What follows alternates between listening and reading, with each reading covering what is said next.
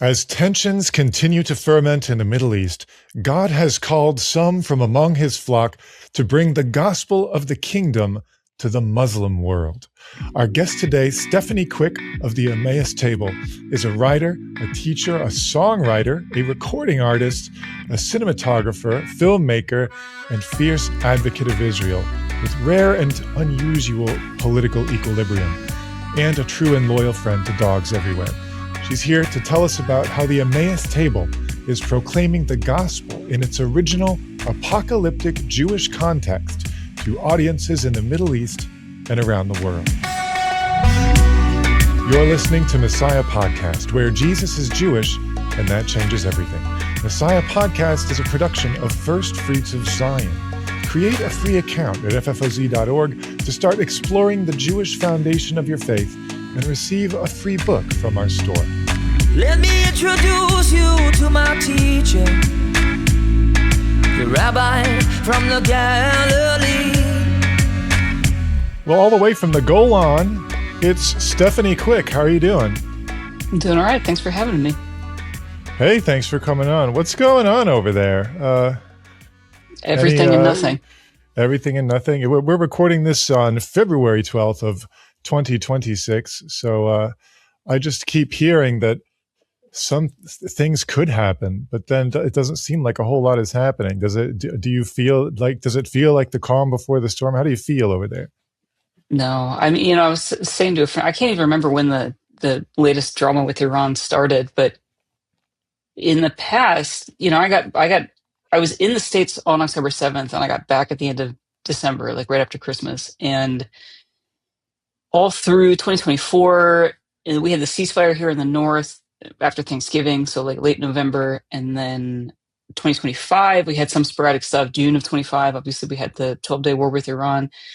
And in 2024, there was always this sort of like, don't be an idiot, like don't go somewhere that you don't need to go, stay off certain roads.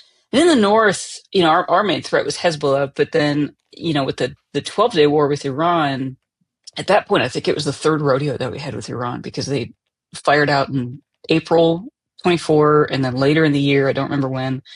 And both of those times in 2024, it was like, you kind of woke up the next, you get enough notice that we're everything's supposed to arrive at 4 a.m. and you're like, okay, well, do I go back to bed before that? Like, and then we just had these miraculous protections, and like nobody died. There were a couple injuries that were serious, but everybody lived. And then in 2025, in the 12-day war, it was really nerve-wracking and weird. You'd get we all woke up. We hadn't had a siren for a long time. We all woke up. It's 3 a.m. I booked it to the shelter. I didn't even have my phone on me. I found out later it was just like, hey guys, just so you know, we opened the can of whoop on Iran. So we were kind of like, okay, good. Like, let's get this thing done.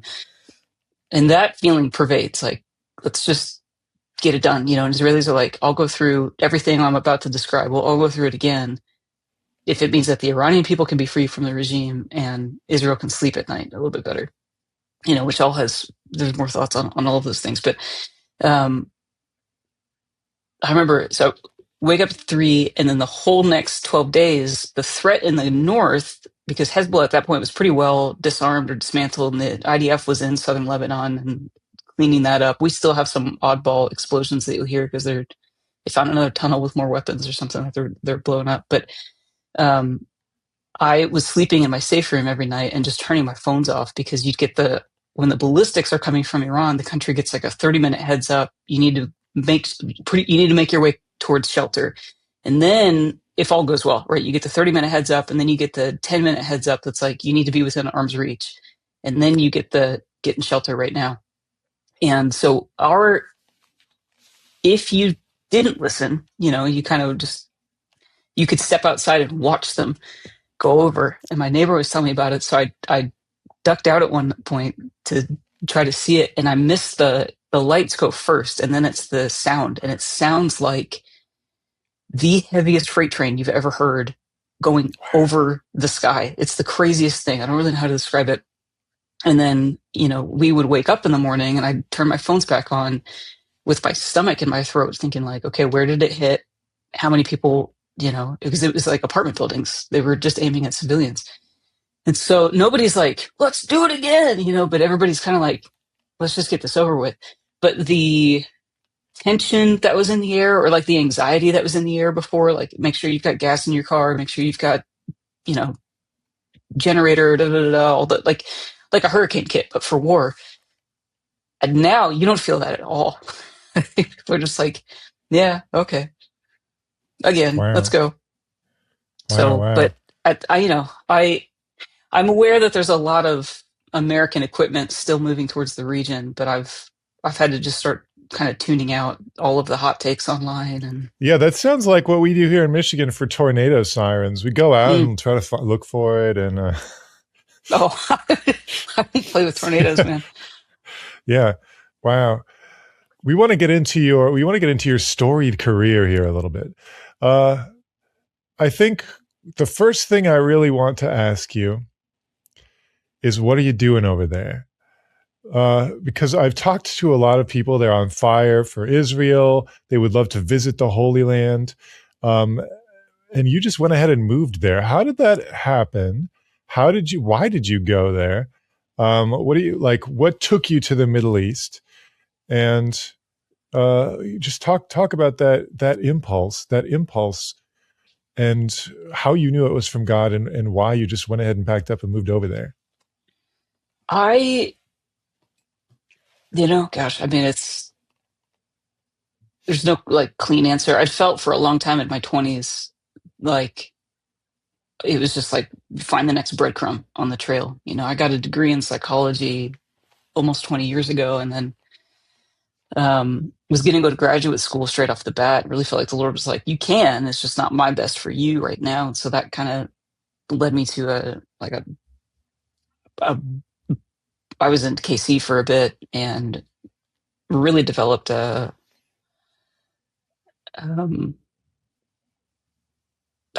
gave me an opportunity to just read the Bible. And then from there got connected to some folks in New Zealand, went out to New Zealand, and it was like a House of Prayer YWAM hybrid. And then out of that, FAI was kind of thrust out of New Zealand and went to the Middle East right as the Syrian civil war was starting. And I was like, I knew my time in New Zealand was rounding out, but I thought I was going to like go to Nashville or something and just be in like a creative community and, do music and try to produce stuff that is honoring to the Lord. And my kind of party trick, if I ever played like Two Truths and a Lie or something, my grandmother was half Syrian. And so there was somebody in the room in New Zealand that was like, oh, honey, you're the only one in the room with Arab blood in your veins and you don't think you're getting on the boat? And I was like, yeah, no, I'm not getting on the boat. So how did you get here? It's kind of like, I don't know. I hope it was obedience. Could have been pizza. But here I am. But the FAI was founded in response to mounting geopolitical crises in the Muslim world, and specifically in the Middle East. And in that time, the Lord gave me the vision for a film project called Covenant and Controversy. And so I was kind of outlining it. And, the founder of FAI had written a book that I thought would help connect me with some different people to interview. And so I never formally joined the organization. Technically, I just rocked up and was like, we were going to do a pre-production trip to Israel. So my first trip to Israel was in January 2013. And I was like, so green. And I had said to people, I'm never going to the Middle East. I have no interest in going to Israel. And, I was in a community that was really emphatic on the issue of Israel in scripture. And I was like, I love it. I love it. I can love that anywhere. I can read the Bible anywhere that does not have bombs. So if you had told me in 2012, like, you're going to live through the war on the Northern Front in 12, 13 years, I would have been like, you are crazy. Anyway, so we were doing some work in northern Iraq and Kurdistan just after the big ISIS thrust that, if you were looking for Bible-believing Christians who could work in a war or conflict zone, kind of in the shadow of a military unit to serve civilians. So we were in northern Iraq, shadowing the Peshmerga, serving civilians in the Mosul operation, liberating Mosul. One thing led to another. Somebody here finds us, and we end up working with the IDF in a humanitarian project in Syria. So I relocated here in 2019. I was visiting a lot. I was coming every quarter for a long time, and then the door opened up for me to bounce here in 2019. So and then, some things just feel right. And so there's a Wilberforce quote where he said, it's something, this isn't, I might be paraphrasing a little bit, but he said something like, it would be no less than desertion than to fly away from the post to which you've been assigned before you get orders to fly to a different post. So in a lot of ways, it's just been like, this is where I feel like the Lord put me, and I will be here until he puts me on another post. So this is my post. Wow. Yeah. And this is a good post. I've been on worse ones. No, I think a lot of people will a lot of young people listening to this will imagine themselves answering a similar call. Israel has a call. For some people there's just a magnetic attraction. I think we'll all end up there. I don't know if I felt that though. Yeah.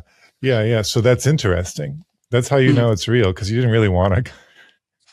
You didn't really want to go. I want to talk, before we get into the EMMAUS table, which is what you're doing now, since you brought it up as part of the story, tell us about FAI, maybe a thumbnail sketch of what it was doing while you were involved, and then like sort of what happened to it. There's videos and blogs and updates and things. We had to relieve our founder of his responsibilities a couple years ago, but in a way that's probably singularly one of the best decisions we've made as an organization, but that's a story for a different day. But the idea at the start, like the founding vision for FAI, was to exalt the worth of Jesus among the unreached and unengaged at the end of the age, and really emphasizing and prioritizing the Muslim world. And then I rocked up and was like, hey, I think that like there's this YouTube thing. I want to do a film on the issue of Israel. And it really felt important to weave it into the ethos and identity of this missions organization that was prioritizing the Muslim world. Because a lot of times, I'm sure you've seen this, you have some folks who are like, you can be so pro-Israel that you start to adopt animosity against Israel's enemies. And if you do that, I understand. I've got like jihadis lobbing rockets at my backyard. I get it. One thing that was actually really formative for me in the early days of this journey was reading Nabil Qureshi's Seeking Allah, Finding Jesus. And then Kindle was like, hey, you might also like this other book by a woman whose name I forget now, and I apologize, but it's called I Dared to Call Him Father. I have a lot of sympathy and empathy for people who are born into the Muslim world. And the first thing you hear, your dad's leaning in your ear saying, Allah is the greatest and Muhammad is his prophet. And if you ever have the audacity as you grow up to question that, your life is at risk. So it's just a death cult that binds you in. And, it's like this ideological slavery. But on the other hand, I've seen a lot of people, Christians, humanitarians, whatever, you really see this, kind of what I call the world of October 8th. A lot of folks who are living and working in the Muslim world, and they let their experiences shape their theology rather than letting the scriptures inform their experiences. And they adopt Muslim anti-Semitism, or they couch it behind anti-Zionism. There's a Bible college in Bethlehem doing this. So it felt important to maybe carve out a path that said, no, you can do both. You can just be faithful to the scriptures and faithful to the gospel and do the Romans 15, lay foundations for the gospel where there are none, so that you can bring the Gentiles into obedience. That was what Paul was, he gets to all the way through the end of Romans and says, I've gone as far as I can here. I'm trying to get to Spain.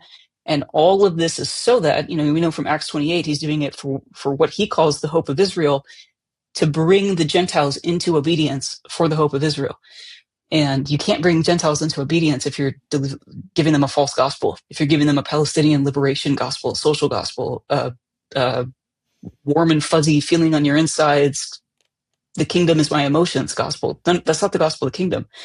And the Muslim world deserves to hear the gospel of the kingdom. Yeah. That's a lot of people forget that that's a mission field, and maybe one of the more critical mission fields is the Muslim world. I Yeah, think the way I hear some people talk about their support for Israel, it's like that what they really want is to see a lot of dead Arabs, and it's really what we want is for them to yeah, come to Jesus. We want them to all to have a come to Jesus moment. That would be yeah, much better. That's yeah. priority A1 over there. And again, Paul and Um, Romans, how are they going to do that if they haven't heard? And how are they going to hear if nobody goes and says it out loud? yeah, yeah, and it's like you can feel Paul's heart for these people. He mostly has a heart for his people, but he's concerned. He's concerned for the Gentiles. He's not going with the Bible in one hand and a sword in the other. You know, he's sort of living sacrificially. He dedicated his life to this thing. Um, he seemed to really care about the people he was ministering to. Like we have to find it in our hearts to sense God's longing for these people who have, again, like you said, they've grown up in something that they don't fully understand because they've never seen it from the outside, and uh, they've never been given the opportunity to consider other things. That's why I found it so exciting when I started hearing about these dreams they're having over there. People are seeing, like, they're having dreams and visions. Jesus is personally intervening to Hmm. reveal himself to Muslims, and I thought Yeah. that was cool. I like You that. know, on one hand, I'd say, like, you know, we know from the scriptures that God says, I'm zealous for Zion with great zeal. Like, God is the OG Zionist. He's the original Zionist. And no one cares more about the Great Commission than the one who gave it to us. No one has more zeal to bring the Gentiles into obedience than he does. And so I love those stories, you know, of him doing what only he can do in a dream. I think he can do infinitely more than anybody else. But there is part of me that's like, oh, did you do that because you have to? Because we just aren't going. Yeah, yeah. It's I don't mean that we should just let him keep doing that and not be concerned personally for the mission. Oh no, of Um, course I don't mean the. no, but yeah, that's a good question. It's a good question. That's a maybe a deep theological question um, that we don't have time for today. So, Frontier Alliance International, Yeah. they were doing humanitarian work over there, and are you still? Do you said we? Are you? Well, you were never like an employee, or were you just worked with them? Yeah, no, I mean I mean I never formally joined. I just kind of rocked up with a film and slid in, Okay. and now, for better or worse, I'm from those early days. I'm the last one standing. So I'm sure that there would be people who are like, yeah, because you made some stupid decisions, you know. But so there are other people in the organization. They just came in later, who are still doing the main and playing, still doing the work in very difficult locations. And you know, one of the early stupid decisions that we made, just because we were rookies and we didn't know this, you know, like 2012 to 2015, um, we because we wanted to integrate covenant and controversy into not just like a thing that FAI might tweet about, you know, or like one of the FAI guys was in, but to really like enmesh it in this Muslim ministry culture. Um, was we then founded FAS Studios, and everything was fully integrated. So now we're doing a whole lot of messaging, and you know, so like really, that was faithful to a vision the Lord gave me in New Zealand. I mean that figuratively, just like a dream to kind of pursue like a missional media production company. And there are reasons why most people who work in the Middle East or in the missions field do not have online profiles. They're ghosts. They don't exist, you know. And we were like just broadcasting everything, Facebook and YouTube, and I mean it was just create hashtags, the whole thing, and like really flashy. We're doing it really well, you know. We build this whole communications thing, and it was advantageous in some ways. It does help advocate. It does help fundraise, you know, and like medical expeditions are not cheap, and wisdom is justified by her children, right? And folly is exposed by her. So if we could have then fast forward a decade, leaving all personal issues and personnel issues aside, just like the logistics of having a YouTube channel where we are now firmly planted in Israel. My Israeli brother from another mother, Marco Moreno, we have this Israeli Jew with a background in Israeli intelligence. So we have a Zionist spook on a lot of videos on our YouTube channel, right? So say you have, if you really want to make a difference in the Middle East, just on a geopolitical level, in terms of like foreign policy, you want to stand with the minorities, right? So primarily there's a trio: the Kurds, the Jews, and the Druze. And then you have the Yazidis, and there's some others, but like primarily those are like the geographical bulwarks against the Islamic colonization of the Middle East. So anybody who's like colonizers and you're mad about it, you should really have an issue with Islam. But I digress. So say you have somebody who's got an FAI worker in an area that's not Israel or not Kurdistan, and the Kurds are viewed just horribly throughout the Middle East. Everybody calls them terrorists. They're not terrorists. They're just trying to survive and keep their kids alive. But here nor there. Say I'm living somewhere else and I go in to like renew my residency every year, and you have to provide bank statements. Now we have foreign workers who have this organization and they're getting, direct deposit. So if somebody who doesn't like Kurds and doesn't like Jews goes, oh, what is this organization? And they Google it, and then you get a YouTube channel full of like, we love Jesus, we love the Kurds, and we have a Zionist spook in a lot of our videos. By the way, we also really love Israel. That person's now in jeopardy of going on the chopping block. So we never should have integrated media messaging and field ministry, but we did. And so there were a few, I would say even like back in COVID, I was like, I think we have to figure out how to untether these things, because there's a whole lot that we cannot and should not talk about. And we have to, now as an organization, we were faced with, you build your whole base on loud and proud messaging, and then you have to go, actually, we shouldn't have done that, and now we have to stop. How do you do that? So then we had an opportunity a couple of years ago, due to other issues, to just go, you know what, this is, for a lot of reasons, we need to dismantle FS Studios and not be a public thing. But it gave us the opportunity. I was talking to Jeff Henderson, who's my pastor. I've known him since fall of 2004 when I started college. And over time, it's just the way life and things worked out. He became the director of FAI, and I'm very grateful for that. And I remember saying to him, fall of 23, there was a lot going on. There were a lot of Bible teachers, right, who were exposed for not being quite who we thought that they were.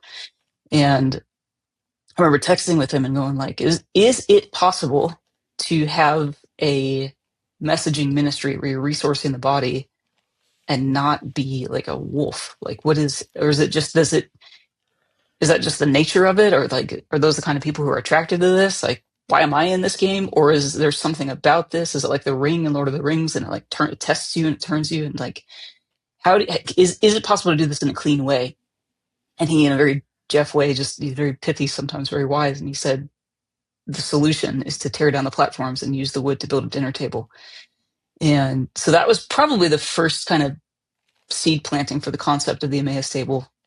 No pun intended. It wasn't like, it's got to be a table. It was like, this should really be collaborative, and let the message be the emphasis and not a figurehead or, a few. So, then FAI is faced with like, okay, we have platform assets. We've got wood.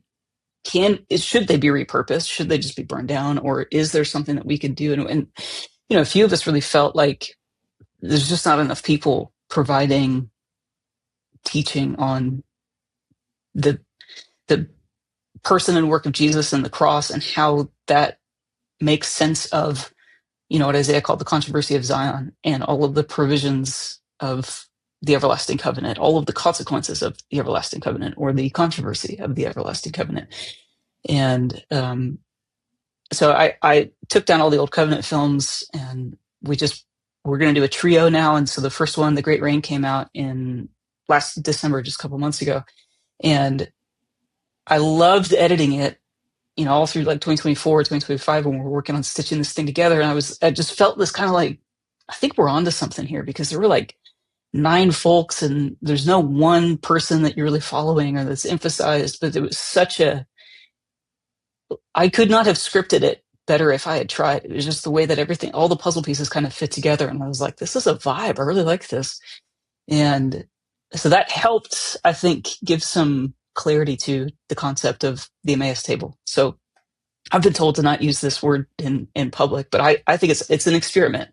What happens if you make a more, can you have a healthy, collaborative, conversational resource library? Because already in some of the YouTube comments are like, well, that guy's teaching something that guy doesn't teach. And I'm like, right, well, we have like 7 core convictions, and then you have these different nuances and opinions. But I live in Israel. I love getting around a table and arguing with somebody. It's a love language here. I work really well here. And the other thing is we don't charge for it. So there might be a really limited, timestamp on this, because we raise the funds to then produce the stuff, and we're in some ways building from scratch, in the last year or two. So we've got some dreams and more films and projects and things that we want to do. And if it's available, then, if we can fund it, we'll produce it, and then you can globally distribute it on the internet with the click of a button.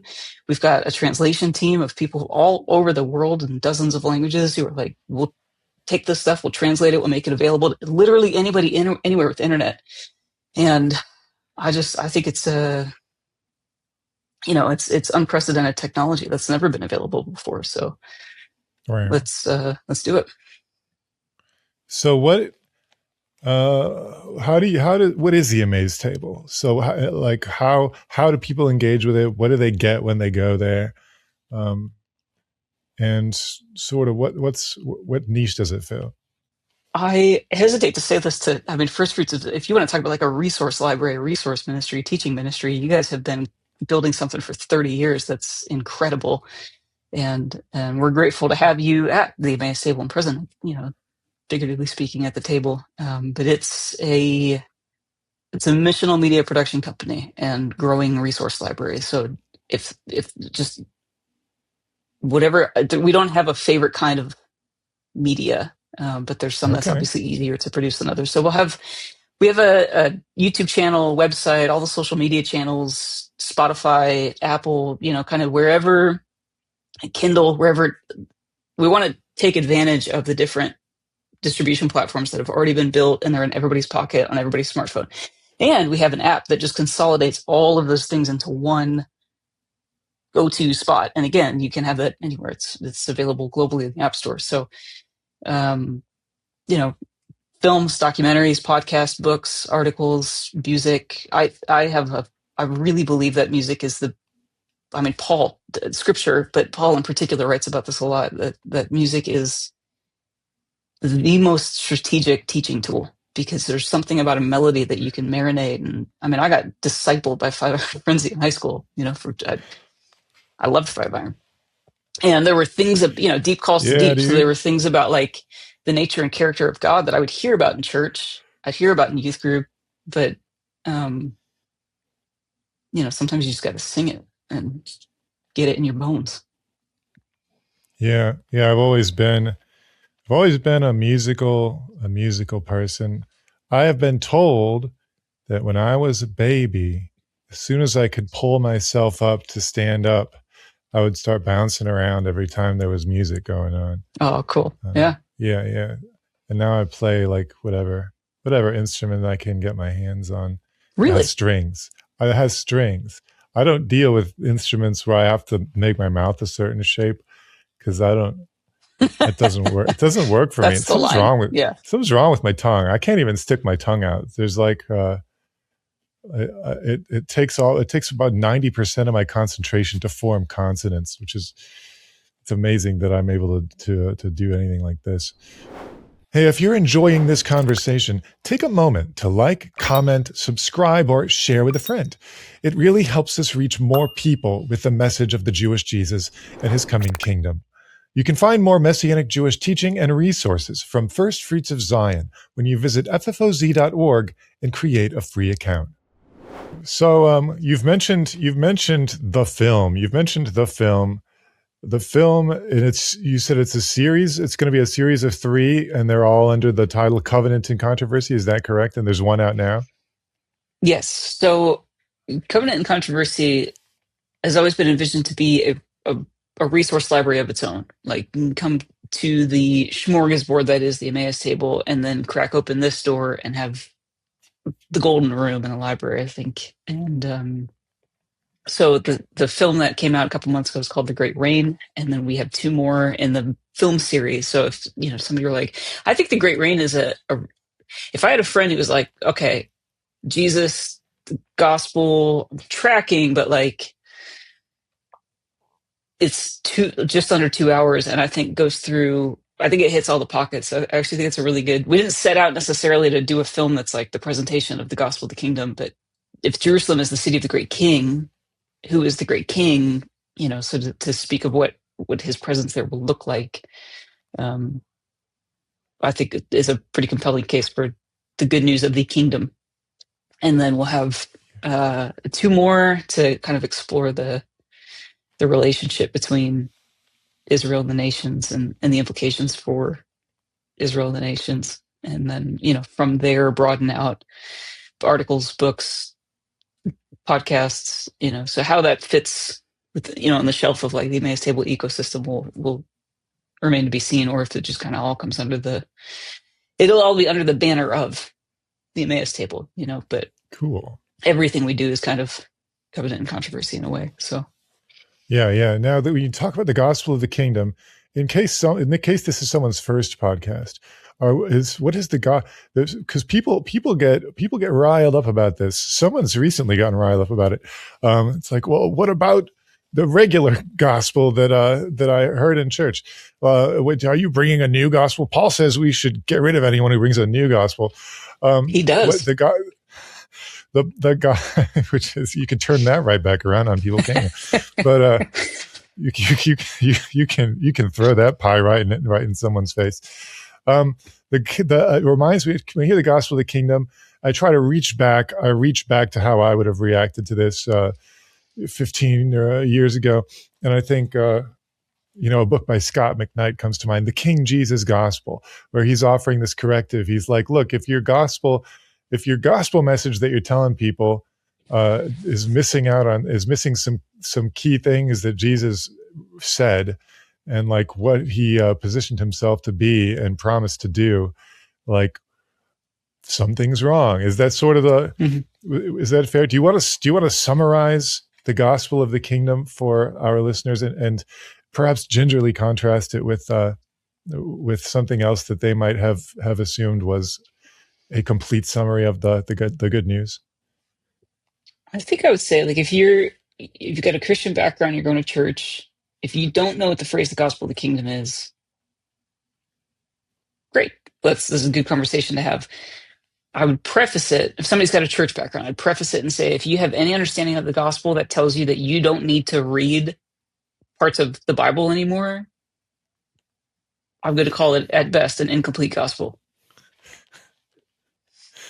2 thumbs down from Stephanie Quick. Joel Richardson just wrote a book called The Gospel of the Skull Crusher, and his subtitle is God's Gloriously Good Plan to Fix Everything.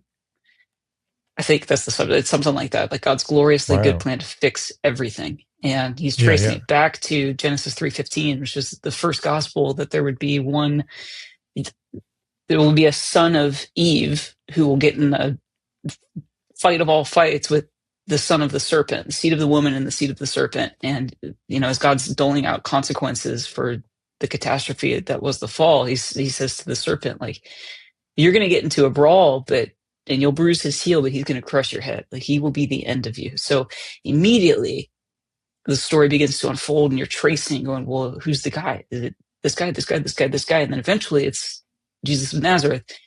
And, I think if you start at Matthew, I would even say if you start at like Matthew chapter 1, verse 2, and you just ignore the part where he says, this is the story of Jesus of Nazareth, the son of David, the son of Abraham, because that's pretty relevant. And I think most of us, sometimes too, like, you do the Bible reading plans, it's the Bible, right? It's a living word. So there's a lot of stuff that you're like, God, I've read that like 1,000 times. I never noticed that. And I think that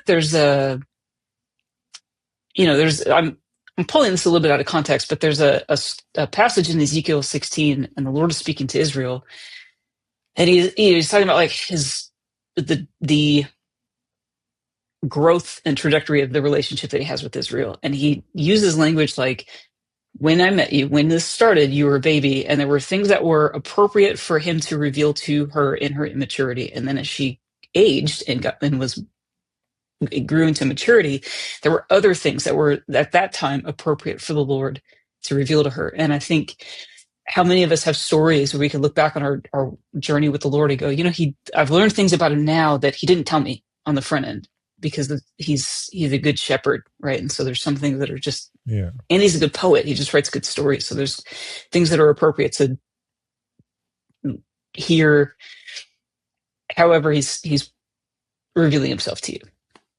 Let me say that I'm trying to find like a one line. Here's my tweet.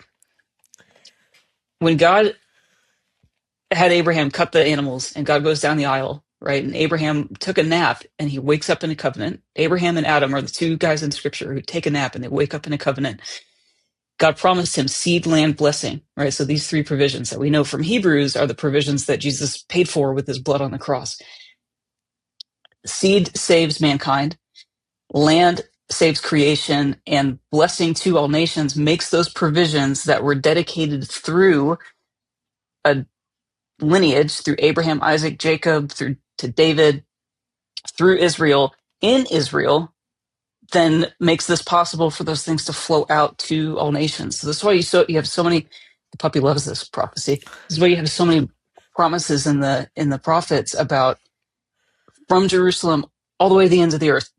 Isaiah talked about the ends of the earth over and over and over and over again. David talked about the ends of the earth over and over and over and over again. And Ezekiel talks about the nation streaming in, and Jeremiah, and everybody's reckoning with the cause of Zion, the controversy of Zion. And it is the God-ordained tripwire for Israel, for the nations, for the Goyim, which is the big buzzword now on social media.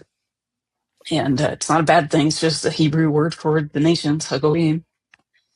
And if Zechariah warns us, right? If we approach this issue inappropriately or even immaturely, it is. I liken it to the Tolkien's Ring. It tested everybody.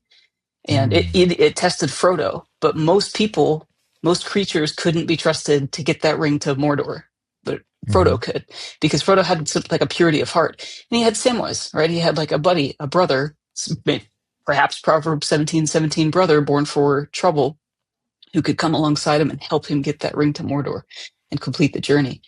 And I think it's the beautiful burden and privilege for the people, nation, and land of Israel to bear that responsibility.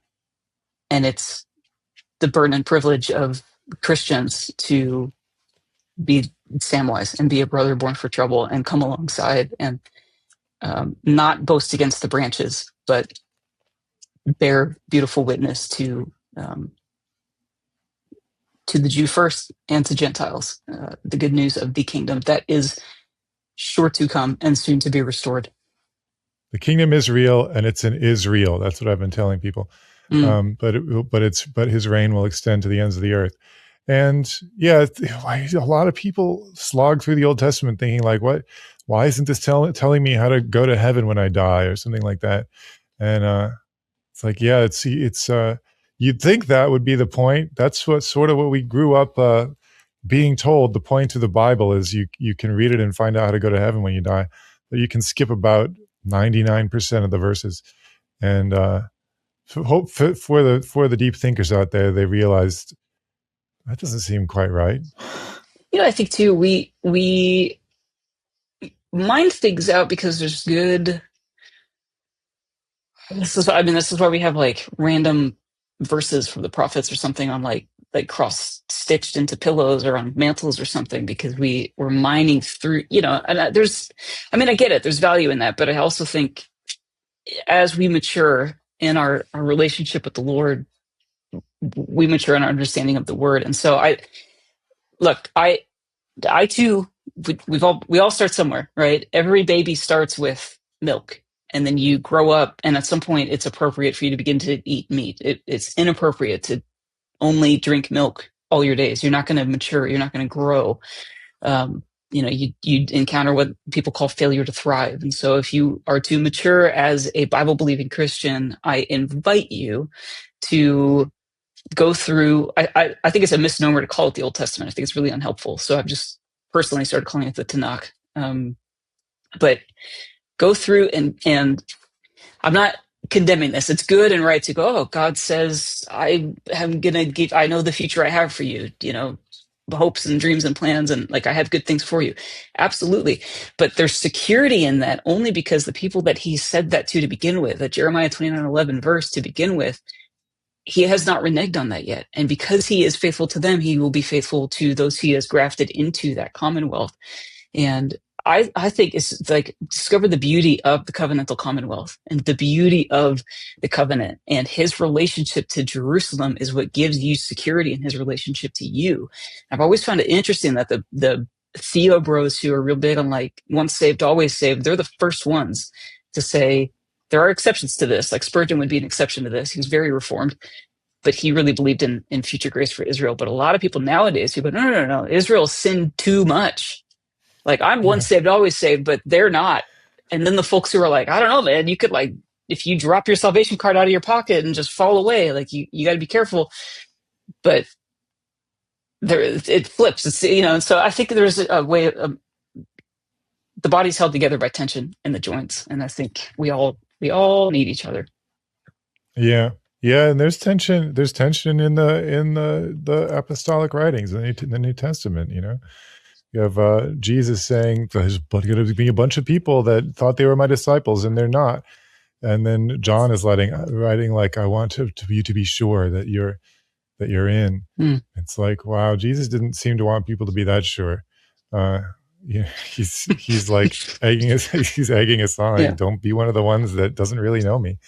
I think that's a healthy. Just enough fear to keep you close. No, Judaism has tension like that. Like there's one of the rabbis said you should have two pieces of paper in your pockets, and one says I am but dust and ashes, and the other says the world was created for my sake. So like somewhere in between, like if you get too full of yourself, you got to read one, and if you think that you're not good for anything, you got to read the other one. So like that's living in the tension. That's an art. Still working on that one. So so you've given us a thumbnail sketch of some of the concepts. When people go to the EMMAUS table to try to learn more about this, you've got a few offerings there, and I want to go through them. I want to go through them quickly because we are running out of time. But first, I want you to tell me about The Wire.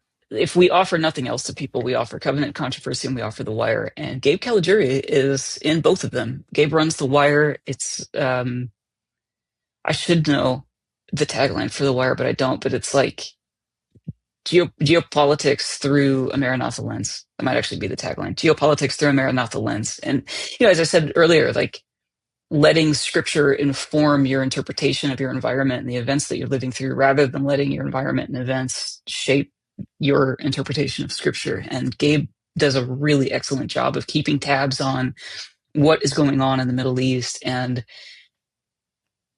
bringing clarity to how these things might relate to biblical prophecy with a level head. He is like super not sensationalistic. He's not out for clickbait or whatever. Like you won't hear any date setting from us, and so just trying to like make sense of what's going on, keep a level head, and just pray and know who and what to pray for, and have a little bit of clarity in that regard. So that's The Wire. That's cool. That could be really useful. Looking at it, everything everyone's saying, you got people out there saying, "Oh, we need to bring Israel back into the caliphate," and then there's people saying, "Oh, we gotta round up these Jewish campus protesters and put them somewhere." And I just think, I hate all of this. Everybody stop talking. Yeah. I am desperate to just like burn my phone and get off the internet, get off social media. But then I'm like, there's always a dumpster fire, and I got to keep an eye on it. I don't know what's going on. Yeah, social media. Some people can do that. You know, if you've got the Yeah. right, mentality. I don't. I mean, for me, it's a serenity eating machine. Yeah. I gotta unplug frequently. Yeah. I have So discovered though, I've dialed in my Instagram algorithm, so it's just like videos of dogs, which is great. that's yeah, that's Yeah. what I need to create a Twitter account that's just like otters swimming. That's what I figured I need, and that I Perfect. think that would be good for my mental health. Hmm. So tell me about the Inkwell. This is another Emmaus Table offering, right? Yes. So the Inkwell, like a film would be a one-off thing, right? Like we're not releasing a film every week. We might release a film once or twice a year. I mean, hopefully we're releasing a film once or twice a year, but every week you hear from Gabe in the Inkwell, I'm sorry, every week you hear from Gabe in the Wire. Every week we have an article published in the Inkwell, just one, because I can't keep up with more than one article a week, like, so we don't want to put an article out every day and then people can't keep up with 5 articles a week. So the Wire, the Inkwell, and then we also have a weekly Bible study, Maranatha Global Bible Study. So the Inkwell is, I'm a writer. I like things written down. I like footnotes. And so we make the Inkwell available in writing. Some things just they should be written down and recorded. They should be published. But then we also make like a podcast version. We make an audio reading available as well. So if people are like, I'm running errands, I got to take my kids to soccer practice or something, but I can listen in the car. And then it's available for you if you want to go through. And I encourage people to go mine through all of the footnotes. And like, heaven forbid somebody's like, I don't know, the Emmaus Table said da da da da da. So grab the footnotes, grab your Bibles, and buckle up. So the Inkwell is more of like a teaching platform. Yeah, I mean, I think everything is pretty teaching oriented. It can be more devotional, but I mean, even Oh, the okay. weekly Bible studies can also be it depends on who you're hearing from. Like I am not particularly exegetical. I'm very theme or topic or like a vibe. Sure. But I do love me some footnotes. And then you'll hear Oh, like yeah. Daniel has thrown in. He's got a very different presentation style, and he's done some Bible study videos for us. He also writes for us. John Harrigan, Bill Schofield, Stephen Holmes, and some others like Oh, yeah. Gabe. Like everybody's got different styles and emphases. So some are devotional, some are exegetical, some are thematic. Kind of varies. But our commitment is that at least on a weekly basis, you'll get an article and you'll get a Bible study from us. You might also get more. Gabe's been doing a lot of live wires as well. He'll jump on YouTube for 2 hours at a time and kind of take questions and field. If you're on Twitter, if you're on X, you should follow the Emmaus Wire, because he's gonna, just on a daily level, you can retweet or help you make sense of things. But the live wires are gold. So there's been sometimes I'll go to bed with whatever Balagan chaos going on here in my neck of the woods, and then wake up in the morning and I'm like, what just happened and what does it mean? And truly the two sources I go to for clarity are Gabe with the Wire and the Free Press. So. Okay. Cool. And then there's another thing called the Global Bible Study. What is the Global Bible Study? Yeah, Maranatha Global Bible Study is just a weekly. We go through the teaching roster. We just rotate on a weekly level. We do have, and we will have, specialized series. kind of batch drops. Gabe's working on a mini series on Romans 9, 10, and 11 right now. Ooh. Again, we're recording this mid-February, so I don't know when this drops, but he's working on that. We'll have those out. And Stephen Holmes is working on something. Bill Schofield's working on a specialized study of his own. So Nikolai, also our Bulgarian brother, he's going to do a eschatology in the Psalm series for us. Dan Wickwire has a book on 200 questions. He's an Islamic scholar. He's got a book going 200 questions about the Bible and the Quran. He's doing a video per question. And so we're figuring, we're asking ourselves, like, what's the best way to get, like, even if they're 5-10 minutes a piece, you're just talking like hours and hours and hours of content. So, but I think in the app we'll do a question at a time, and then in YouTube we'll do batch videos with timestamps, and you can skip to different questions or something. But So it's, there's a variety. Cool. Now you've the last thing I want to touch on is that you are also now producing music. So you've got videos, you've got movies, you've got articles, and you've got music. Tell me about Yes. Death Plus Kingdom. Yeah. So a few years, I thought, I mean, again, when I was leaving New Zealand, I thought I was going to go to Nashville and just do like maybe edgy Christian music or something, but took a long trip. And then a few years ago, St. Patrick's Day, 2023, I released Ballads of the Song of Solomon.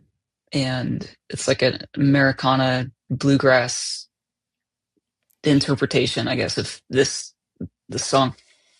And that was released under FAI. We're going to move it under the EMMAUS table. And so when I was working with Logan Murphy, the producer of Solomon, there were a few stylistic things that I was really trying to integrate. And I finally was like, I think I just need to do a record that's like this one reference artist. And he was like, it's this much more rock and roll than, I mean, not even a little bit Americana.